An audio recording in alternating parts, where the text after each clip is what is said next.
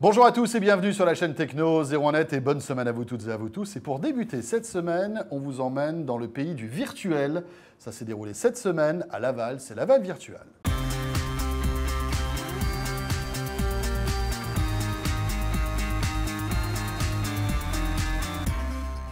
Et Laval Virtual, c'est le grand déballage de toutes les applications possibles autour de la réalité virtuelle, des images numériques, des images de synthèse. Alors, c'est très B2B, comme on dit, hein. Ce sont les entreprises. Business to business. Business to business. Par exemple, vous êtes fabricant de machines-outils. Ça peut arriver. D'ailleurs, on salue. Moi, je tiens d'ailleurs à préciser que je salue tous les fabricants de machines-outils qui regardent la chaîne Techno. C'est vrai. Et qui vont constituent une grosse part de notre audience, d'ailleurs. Qui vont être peut-être interpellés par ce qui va suivre. Regardez ça, Jérôme, explique-nous. Et pour fabriquer une machine-outil et savoir quel est le meilleur environnement possible pour faire travailler des ouvriers sur votre machine-outil, c'est pas évident. Ben non. Eh bien, grâce à la réalité virtuelle, vous pouvez imaginer l'aménagement idéal d'un poste de travail. L'idée d'introduire cet humain numérique dans cette scène virtuelle va être de pouvoir étudier le poste de travail, les difficultés de la tâche de la personne qui va devoir manipuler ces objets. Quand on dit difficulté, ça va être une difficulté musculaire, une difficulté de posture. Et là, typiquement, dans cette démonstration, on le verra, on va donc simuler la pénibilité au niveau de la colonne vertébrale. C'est-à-dire qu'on va pouvoir, avec un nombre limité de marqueurs, reconstituer en fait les positions théoriques des vertèbres pour pouvoir donner une qualification de la pénibilité de la tâche. Voilà, c'est donc un petit peu le mariage du réel et du virtuel, qu'on appelle aussi d'ailleurs la réalité mixte. Mais alors, on parlait tout à l'heure de B2B, mais c'est vrai que ce genre d'application peut arriver à la maison. Hein. On peut très bien imaginer vouloir refaire son appartement de manière virtuelle et voir un petit peu comment ça se passe. Ça existe déjà dans les applications. Alors là, on est vraiment à un degré, on est à un degré supérieur. Tiens, pourquoi aussi ne pas tester un meuble virtuel ou un outil virtuel dans son environnement avant de le fabriquer? Encore une fois, on prend un autre exemple.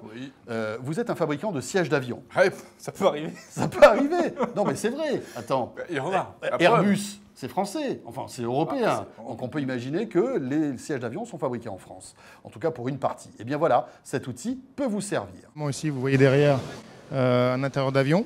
Donc typiquement, ce kev, on ne se rend pas compte ici sur le visuel, mais permet d'être complètement immergé dans l'avion, de voir les volumes et de comprendre quels sont les espaces et les aménagements des sièges. Donc ça, c'est quelque chose d'absolument innovant et qui permet à nos clients de faire ressentir leurs produits entièrement en virtuel sans avoir besoin d'une maquette physique. L'objectif, effectivement, est de proposer des outils de marketing, mais aussi d'aide à la vente à des entreprises qui font du design, on va dire, jetable, qui renouvellent très souvent leur design. Si le design ne se renouvelle pas, ça n'a pas de grand intérêt. Concernant les sièges d'avion, moi j'aimerais bien qu'ils soient un petit peu plus grands parce que parfois je me sens un peu à l'étroit. Alors là, oui, j'approuve. On est d'accord. J'approuve ce message. Monsieur Cadbury, merci. Regardez ce cube.